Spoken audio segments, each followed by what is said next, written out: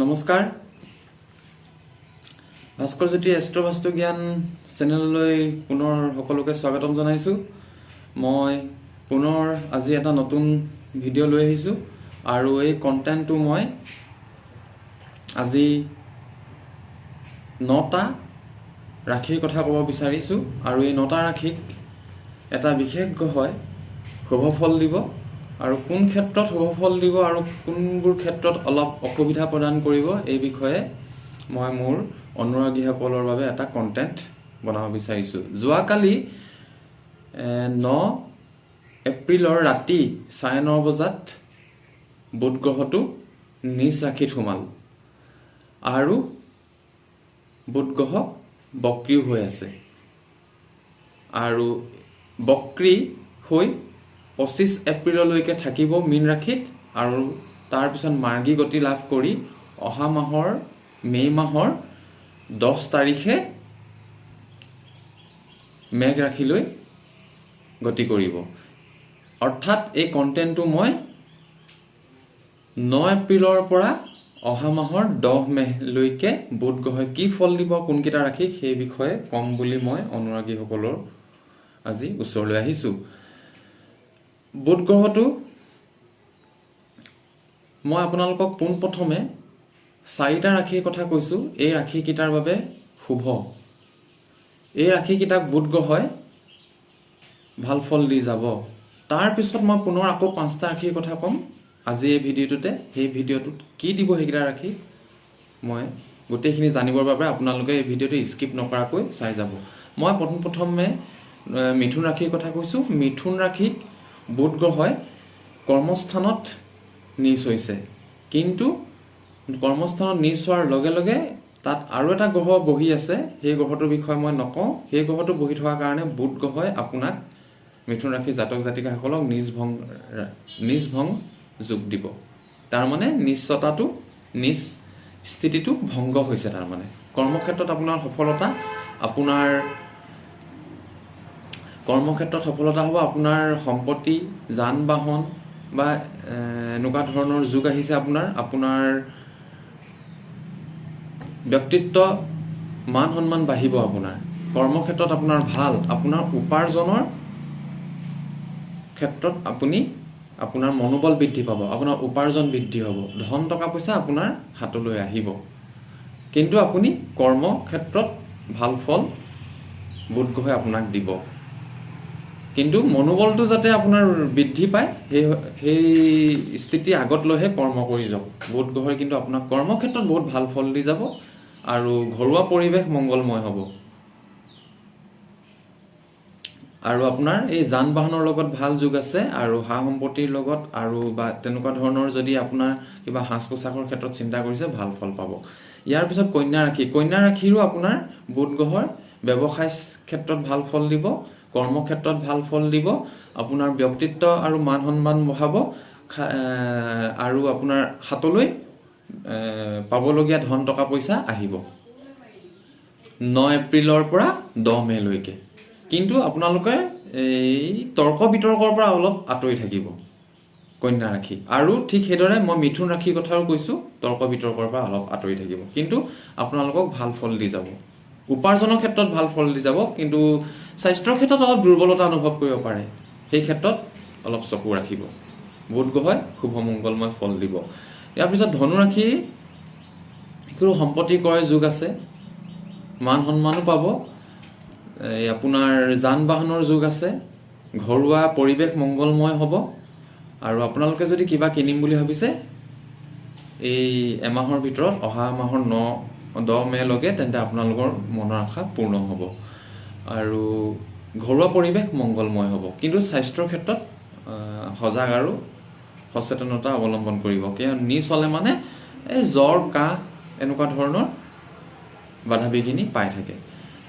ইয়াৰ পিছত ৰহিছে মীন ৰাশি। মীন ৰাশি মান সন্মানৰ যুগ হয়। মীন ৰাশি অৰ্থ উপাৰ্জন হ'ব, ধন আহিব হাতলৈ। মীন ৰাশি বিবাহিতসকলৰ জীৱন সংগনীৰ দ্বাৰা লাভ হ'ব আৰু বিবাহিতসকলৰ জীৱন সংগী হওক বা জীৱন সংগিনী হওক স্বাস্থ্যৰ ক্ষেত্ৰত দুৰ্বলতা দেখায়, কিন্তু ব্যৱসায়ত উন্নতি আছে।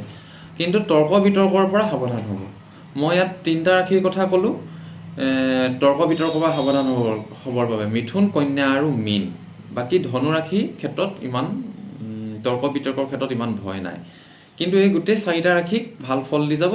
এই 4টা ৰাশি অকল মই আমাৰ অসমৰ বুলি কোৱা নাই, গোটেই পৃথিৱীৰে আছে এই 4টা ৰাশিৰ জাতক জাতিকা। তেওঁলোকৰ মান সন্মান, যান বাহন, কৰ্ম সংস্থাপন, ব্যৱসায়ত উন্নতি, কিছু সংখ্যকৰ জীৱন সংগিনীৰ উন্নতি, জীৱন সংগিনীৰ দ্বাৰা আপোনালোকৰ উন্নতি, এনেকুৱা ধৰণৰ এই 4টা ৰাশিক বুধ গ্ৰহে শুভ ফল দি যাব। বুধ গ্ৰহ আপোনালোকৰ বাবে ভাল, আপোনালোকে এই ক্ষেত্ৰত নিজে প্ৰমাণ পাব, খালি স্বাস্থ্যৰ ক্ষেত্ৰত সাৱধান হ'ব। আৰু এতিয়া মই আৰু 5টা ৰাশিৰ কথা ক'ব বিচাৰিছোঁ। এই 5টা ৰাশিক কিন্তু বুধ গ্ৰহই ঘপককৈ ধন আনি দিব। আপোনালোকে গমেই নাপাব ক'ৰ পৰা কোনে কেনেকৈ, আপোনালোকে পাবলগীয়া পইচা বুলিও নহয়, আপোনালোকে যদি কোনোবাই ব্যৱসায় কৰে, কোনোবাই যদি কিবা আছে ভাল কিবা সংযোগত, কৰ্ম সংস্থাপনৰ ক্ষেত্ৰতে হওক বা কিবা বেপাৰ বাণিজ্যই কৰে, আপোনালোকৰ ঘপককৈ আহিব ধন টকা পইচা। তাৰে মেঘ ৰাশিটো মই কথা কৈছোঁ, আপোনাৰ নিজভং ৰাজযোগ হৈছে আৰু এটা বিপৰীত যোগো হৈছে। ঘপককৈ ধন আহিব আপোনালোকৰ হাতলৈ, কিন্তু আপোনালোকৰ খৰচো তেনেকৈ হ'ব, কিন্তু ধন আহিব। কিন্তু আপোনালোকে গম নোপোৱাকৈ কোনোবাই আপোনালোকক ধন দিব, হাতলৈ ধন আহিব এপ্ৰিল মাহটো আৰু মে' মাহৰ 10 তাৰিখলৈকে। কিন্তু থাইৰয়ডত জ্বৰ, কাহ, চৰ্দি এইবোৰৰ পৰা সাৱধান হ'ব, চৰ্ম ৰোগৰ পৰা সাৱধান হ'ব মেঘ ৰাশি। ইয়াৰ পিছৰ ৰাশিটো মই কৈছোঁ সিংহ ৰাশি। সিংহ ৰাশিৰো এই বিপৰীত যুগ, নিজভং ৰাজযোগ। কিয়? তেওঁলোকৰো ধন আহিব হাতলৈ, খালি কেৱল আপোনালোকে যাতে আপোনালোকৰ বাণী গৰম নহয়, মুখেৰে যাতে আপোনালোকে খুব ডাঙৰ কথা কৈ কাৰোবাক আঘাত নিদিয়ে, তাৰ প্ৰতি লক্ষ্য ৰাখিব। কিন্তু ধন আহিব আপোনালোকৰ হাতলৈ।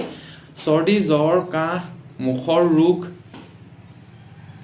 চাইনাছ, থাইৰয়ড এনেকুৱাবোৰ ৰোগ বুধ গ্ৰহে দি যায়। সেইকাৰণে এই স্বাস্থ্যৰ ক্ষেত্ৰত সাৱধান হ'ব। কিন্তু ধন আপোনালোকে চিন্তা নকৰাকৈ এনেকুৱা এটা হৈ যাব, আহিব ধন। এইটো 2 নম্বৰ ৰাশি ধন অহাৰ ক্ষেত্ৰত ক'লোঁ মই, মেঘ ৰাশি আৰু সিংহ ৰাশি। ইয়াৰ পিছত মই কৈছোঁ তুলা ৰাশি। তুলা ৰাশিৰো ধন আহিব, খৰচ হ'ব কিন্তু ধন আহিব। স্বাস্থ্যৰ প্ৰতি সজাগ আৰু সচেতনতা অৱলম্বন কৰিব। আপোনালোকে ক'ৰবাৰ পৰা যদি ধন টকা পইচা পাবলগীয়া আছে, ঘপককৈ পাব। কিন্তু মই ক'লোঁ স্বাস্থ্য মানে চৰ্দি, কাহ, জ্বৰ, থাইৰয়ড, চৰ্মৰোগ এনেকুৱাবোৰৰ পৰা সাৱধান হ'ব, কিন্তু ধন আহিব। ধন অহা 3টা ৰাশি ক'লোঁ, মেঘ, সিংহ আৰু তুলা। ইয়াৰ পিছৰ ৰাশি এটা হৈছে কৰ্কট ৰাশি। কৰ্কট ৰাশিৰো ধন যোগ। বুধ গ্ৰহে আচম্বিতে ধন আনি দিব, ঘপককৈ ধন আহিব আপোনালোকৰ হাতলৈ।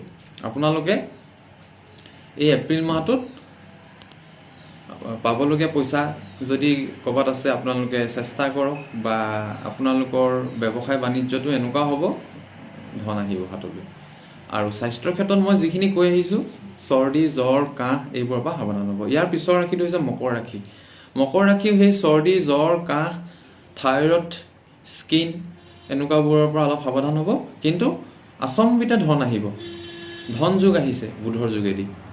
আৰু কিছুমানৰ মই কৈছোঁ এই যুগটোত ধন অহাৰ লগে লগে আপোনালোকে কিবা কিনো বুলি ক'লেও, আজি যিখিনি ৰাশিৰ কথা ক'লোঁ, যান বাহন বা বিহুৰ বতৰত চোলা কাপোৰ এনেকুৱাবোৰ ক্ষেত্ৰতো শুভ। আৰু মই এই ধন আহিবলগীয়া যি ৰাশিকেইটাৰ কথা ক'লোঁ, মেঘ, সিংহ, তুলা, কৰ্কট আৰু মকৰ, তেওঁলোকক কোনোবাই এইবাৰ কিবা নতুন উপহাৰো দিব পাৰে বিহুৰ বতৰত।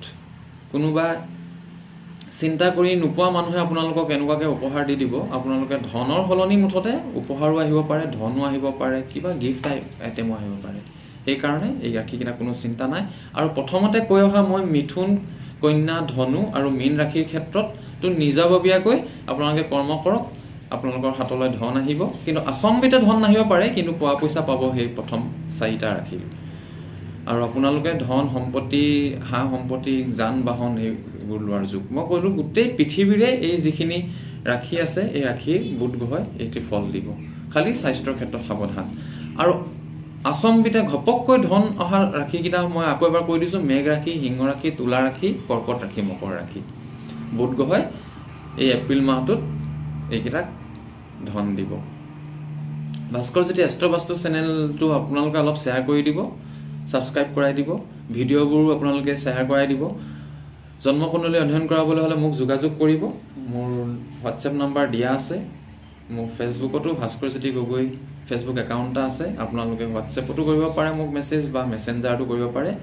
আৰু জন্মকুণ্ডলী অধ্যয়ন কৰালেহে আপোনালোকে প্ৰকৃত তথ্যটো গম পাব।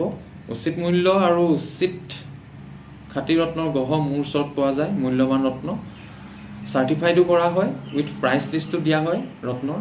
আপোনালোকে তেনেকুৱা ধৰণৰ যদি কিবা প্ৰয়োজনীয় হয় তেন্তে মোক যোগাযোগ কৰিব আৰু মোৰ ভিডিঅ'বোৰ চাই থাকিব, মোৰ ভিডিঅ'বোৰ শ্বেয়াৰ কৰি দিব। আজিতে ইমানতে মই মোৰ এই বুধ গ্ৰহৰ আপোনালোকক ৰাজযোগ আৰু নিজভং ৰাজযোগ এই 9টা ৰাশিৰ কথা ক'লোঁ। আশা কৰিছোঁ আগলৈ আপোনালোক মোৰ সৈতে যোগসূত্ৰ বজাই ৰাখিব। নমস্কাৰ।